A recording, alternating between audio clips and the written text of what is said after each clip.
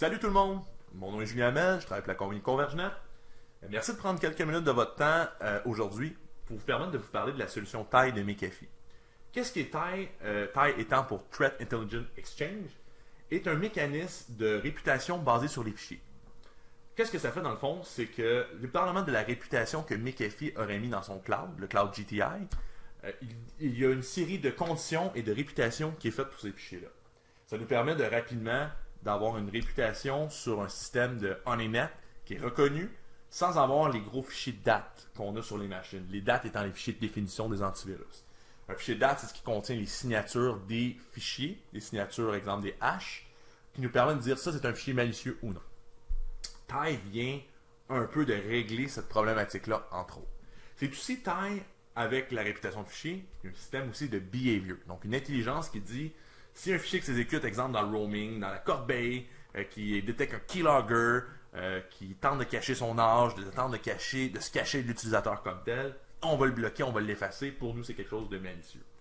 C'est vraiment très bien dans un ère où que l'antivirus conventionnel par signature a certaines lacunes, on va se dire la vérité, et entre aussi ce qui a été fait pour régler cette problématique-là, qui est l'analyse de sandboxing, avec une solution qui permet d'exécuter un exécutable et de voir qu'est-ce qui se passe à travers tout ça. Est-ce que ça fait un comportement malicieux? Est-ce que ça encrypte mes fichiers? Est-ce que ça tente de voler mon mot de passe? Etc. etc. Donc aujourd'hui, en tant que partenaire de McAfee, on a décidé de vous parler de cette solution-là parce que c'est une solution qui est, selon nous, un peu mal connue. Tout le monde a entendu parler de TIE, il y a une espèce d'engouement qu'il y a eu pour TIE, mais le monde ne savent pas exactement ce que ça fait. Donc aujourd'hui, on va tenter de faire ça rapide et concis, sans trop de blabla et de buzzwords. On va aller directement dans les cas réels, comment ça peut vous aider, puis comment ça va aider votre réalité. Donc on va débuter. Donc, pour vous montrer un peu la force de TIE, on va faire une recherche de fichiers. Donc, étant donné que c'est basé sur la réputation d'exécutables, quand on a des machines, quand on a TIE installé sur les machines, il y a une espèce d'analyse qui est faite des exécutables qui sont exécutés et ça va être ensuite mis dans une base de données pour l'ensemble des utilisateurs. Donc, on va aller faire une recherche de l'ensemble de notre base de données de fichiers. Donc, comme on peut voir, quand on fait une recherche, voici ce qu'on a sur notre parc. La colonne nom de fichier, le nom de compagnie, le nom du produit, la version du fichier comme tel, ou souvent du produit, l'Enterprise Reputation, le GTI Reputation. La différence entre les deux, le GTI, c'est vraiment basé sur le cloud de McAfee, et l'Enterprise, c'est qu'est-ce qu'on a décidé de mettre nous comme réputation. Exemple, un Dropbox, pour nous, c'est quelque chose de malicieux, mais pour McAfee, c'est quelque chose qui est reconnu, qui est non malicieux. Donc, on va faire une petite simulation. On va aller sur une machine virtuelle. Je vais vous montrer l'exemple qu'on a un fichier malicieux qui a été détecté par Artemis, mais pas notre antivirus. On va l'exécuter, on va voir ce que ça donne. On va ôter ça, on exécute ça, et voilà comme tel. Threat Intelligence nettoyé le fichier, comme vous voyez, il vient d'être effacé. On ne le voit plus. Il l'a nettoyé parce qu'il a reconnu, lui, que c'est un fichier qui est suspect. Dans le cas présent, pourquoi c'est une règle qui est un peu différente, c'est que nous, on a aussi ATD, qui est un système d'analyse par behavior, si on veut, qui est du sandboxing, qui permet d'exécuter dans un contexte et de dire « Ah, ça c'est probablement malicieux ». On l'a désactivé pour après, pour un exemple démo, mais c'est encore la réputation qui était émise de ce mécanisme-là. Donc, et voilà. Donc, qu'est-ce que ça fait quand on ne connaît pas le logiciel? Ça l'efface, ça fait ça. Comme vous voyez, c'est formidable pour ça. On va retourner dans notre console. On va aller faire une recherche de notre famille de fichiers. Artemis I. Donc, on a le nom du fichier, le nom de la compagnie, le nom du produit, la version du produit qu'il n'a pas. En tant qu'entreprise, on ne l'a pas mis. En tant que GTI, might be malicious. Donc, on l'efface. Les informations de hash, comme je vous parlais un peu plus tard, ça permet de voir OK. L'information additionnelle. Est-ce que le fichier existe? Est-ce que l'exécutable existe dans le remove program? Non, dans ce cas-là. Est-ce que tu as enregistré comme un service? Non plus. Est-ce que tu as enregistré comme quelque chose d'auto-run? Non plus. Là, une section qui est bien, que vous avez sûrement entendu parler, c'est VirusTotal. VirusTotal, pour ceux qui ne savent pas, VirusTotal est une plateforme d'analyse de fichiers basée sur l'ensemble des grands vendeurs d'antivirus. Grosso modo, on envoie un fichier, on téléverse un fichier, il l'analyse, il dit on a comparé ça à une quarantaine, cinquantaine de vendeurs d'antivirus, voici ceux qui l'ont trouvé malicieux. C'est vraiment un outil puissant qu'on va faire l'analyse des fichiers malicieux. Quand notre antivirus ne trouve pas dans le fond l'infection comme telle, on regarde c'est-tu malicieux ou ça peut être pour vérifier aussi un faux positif. On va faire un exemple, on va aller chercher ici. Donc, on va aller voir sur VirusTotal, est-ce que ça existe ce fichier-là. Vous voyez comment rapidement on a l'information. Donc oui, dans sa base de données de VirusTotal, il reconnaît le fichier. Il y a plusieurs vendeurs qui l'ont mis comme étant malicieux avec le nom du virus, la version du fichier de définition et la date qui a été vue la dernière fois, qui a été analysée. Donc on voit ici que plusieurs ne l'ont pas vu comme un fichier malicieux. On peut aussi le voir dans le contexte de VirusTotal. On veut plus d'informations sur VirusTotal, on va le voir. Donc et voilà. Donc ça permet de nous voir l'ensemble des vendeurs qui l'avaient catégorisé comme malicieux, avec la détection aussi, le ratio de détection, donc 29 sur 57. Il a été analysé la dernière fois le 22 mai. Donc c'est ça. Donc on permet d'avoir toutes les informations comme telles, les détails sur le fichier. Si on veut, exemple, plus d'informations, quand on fait de l'analyse statique, on veut voir nos PI, dans le fond, nos routines PA. On peut le voir comme tel, comme ça. Donc c'est ça. Donc c'est ça. Y a-t-il du behavior, y a-t-il une information additionnelle, ces choses-là. Ensuite, qu'est-ce qui est vraiment bien avec Tile, c'est qu'on peut aussi... attendez un instant. Je vais vous montrer aussi qu'est-ce que ça fait. On a vu notre fichier comme tel. On a vu notre Artemis I. Où est-ce qui a été exécuté ce fichier-là. Donc on sait quand, on sait où, on sait c'est quoi. Il a été exécuté où pour la première fois, puis qui possède cet exécutable-là. Cet exécutable-là, pardon. Donc on veut savoir qui est infecté. On est capable d'aller voir ici rapidement quelle machine aurait exécuté ça, et c'est quand la première date qu'il l'a vu comme étant exécuté. Donc, ce qui est long aussi, des fois, on veut savoir, ça provient d'où de l'infection. On a un ransomware, qui a attrapé ça en premier, puis qui aurait permis de faire propager ça aux autres. On est capable de le voir rapidement. On voit ici que probablement ma machine à moi, à 11h41 le 25 mai, aurait pour la première fois exécuté le fichier. Et par la suite, d'autres auraient exécuté le fichier. Donc, quand on veut faire, dans le fond, de l'analyse, de l'enquête, rapidement, on est capable de voir, OK, qu'est-ce qui s'est passé, où qui est exécuté, qui, quand, comment, un peu, qui l'a eu encore une fois. Donc, on est capable d'aller cibler ces machines-là pour le nettoyage. Puis, dans notre analyse de forensic, rapidement, on sait, OK, ben regarde, la première personne qui l'a reçu, c'est celui-là. C'est peut-être la personne qui aurait déclenché le reste comme tel. C'est vraiment formidable. Parce qu'une analyse comme ça prend généralement des heures et des heures. Et soit on n'est pas capable d'avoir une réponse qui est vraiment réelle. Dans ce cas-là, on l'a tout de suite. Vraiment formidable. Je parlais tantôt aussi d'un mécanisme par un peu behavior. Donc, on a vu une règle tantôt qui disait, lorsque tu vois un fichier exécuté dans le dossier roaming, ça peut être quelque chose de malicieux. On va en faire un. On prend un fichier qui est encore bénin, qui est reconnu par McAfee comme étant peut-être malicieux ou non certain. On va le mettre dans AppData. Dans le dossier roaming. Donc on tape ici AppData. Automatiquement on va dans le roaming ici. On colle le fichier. On l'exécute. C'est parti. Comme on voit, Tile le bloqué. Donc la règle le convicting rule, qui est vraiment la règle, si on veut, de Tile, nous dit on a identifié un fichier suspect qui est exécuté à partir du dossier roaming. Donc pensez à vos ZBots, à vos ransomware, à un bon nombre de trojans sont exécutés à partir de là. Pourquoi? Parce que c'est une section qui est accessible par les utilisateurs qui ne sont même pas forcément administrateurs de leur poste. Les concepteurs de virus mettent souvent les virus là. Donc, on voit un fichier qui est suspect, exécuté de là, c'est un autre signe que probablement c'est quelque chose de malicieux. Donc, c'est vraiment formidable. Comme vous voyez, il l'a effacé immédiatement. Donc, rapidement, en tant qu'analyste, en tant que défense de profondeur, tout de suite, on a un mécanisme supplémentaire qui dit on a une intelligence de dire OK, ça exécute là, c'est extrêmement suspect, bloquons le tout. Vous voyez comment ça se fait rapidement, c'est formidable. Ensuite, quelque chose qu'on entend souvent parler, c'est les fameux Zero Day. Hein, les Zero Day, c'est quoi?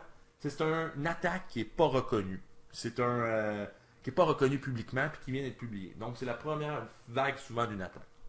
On peut créer une espèce de... On peut appeler ça un Zero Day ou aussi le polymorphisme. Hein. Le polymorphisme, c'est modifier la signature d'un exécutable en exécutant des routines de compression, de modification du code pour, si on veut, tromper ou modifier le code, le hash, pardon, d'un fichier. Une des méthodes qui est vraiment facile, il y a des méthodes qui sont extrêmement faciles pour changer le hash d'un fichier. Je vais vous en montrer une aujourd'hui. Je vais faire une simulation d'un Wireshark qui aurait un trojan dedans, donc qui aurait un trojan puis qui serait exécuté sur un poste de machine. On va créer quelque chose qui n'est même pas reconnu par le GTI, qui est vraiment pas reconnu, puis on va le faire. Donc pour vous montrer mon exécuteur, on va le partir ici. Comme tel, vous voyez, ça part super bien. Donc on l'exécute, il nous demande de l'installer. On va quitter ça. On va aller voir le hash comme tel. Donc on va mettre notre exécutable ici. Comme on voit, on va prendre ça en note. Voici le hash initial, le MD5 puis le SHA-1. On va prendre ça en note et on va aller le modifier comme tel. Voici notre version originale. On va aller le modifier.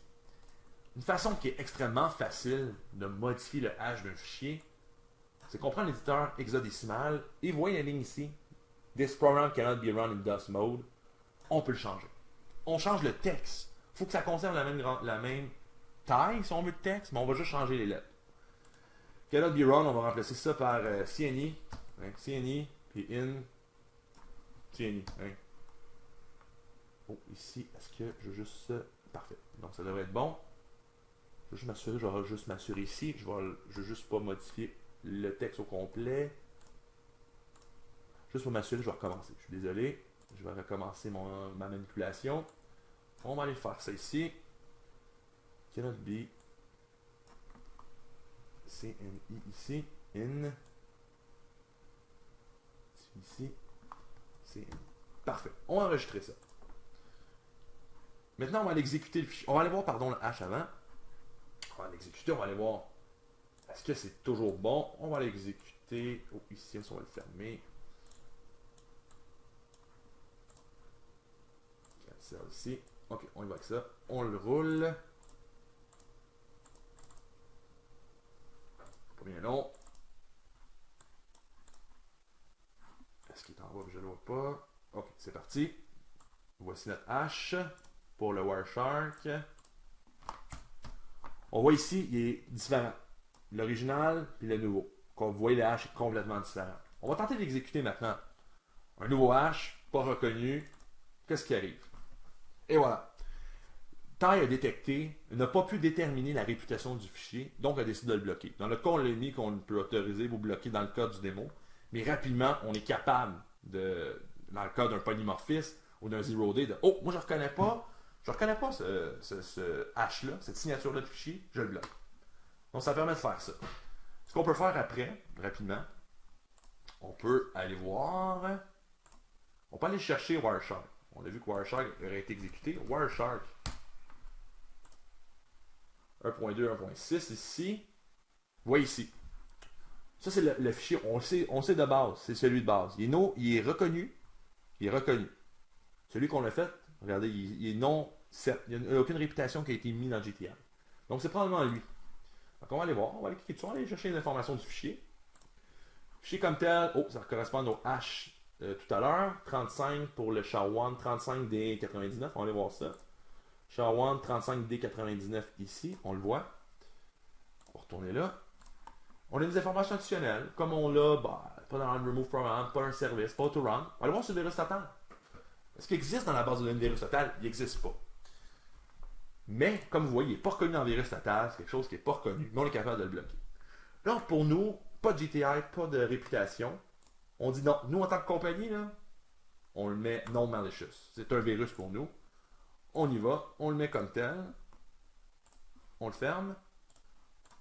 Et vous voyez, instantanément, vous voyez, j'ai rien fait. Instantanément, le logiciel a effacé notre version, si on veut, de Wireshark. Donc, imaginez la vitesse et la puissance de Tile dans un contexte d'une infection de virus et dans une défensive de profondeur contre les virus. On vient de donner une sacrée jambette au concepteur de malware en mettant un concept de... Oui, c'est vrai, ça existe déjà, concept de réputation de fichier, mais avec une intelligence et une facilité déconcertante. Moi, je trouve ça formidable. Donc, ça fait un peu le tour de notre petit démo rapide, de voir comment ça peut vous aider dans votre environnement, dans votre simulation, comment c'est un plus pour votre compagnie. Il y a un autre vidéo que j'aimerais peut-être faire, ça ne sera pas dans cette présentation-ci. C'est un autre outil qu'on peut utiliser. Comme vous voyez tantôt, quand une fichier n'a pas de réputation, exemple, je vais faire une recherche de mon ensemble de fichiers. Quand un fichier n'a pas de réputation, exemple, non-set, non-available, ces choses-là, Jean-Luc Denis, de la compagnie McAfee, qui est un SE québécois de McAfee, a développé un outil qui s'appelle Convictor, qui permet que lorsque la réputation n'est pas mise, si on veut, n'est pas appliquée, lui, il va aller automatiquement chercher dans Virus Total basé sur des critères. Exemple, on l'envoie à Virus Total.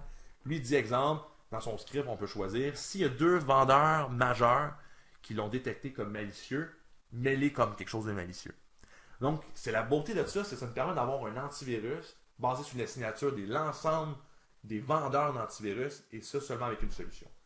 C'est vraiment formidable. Moi, je trouve ça très bien.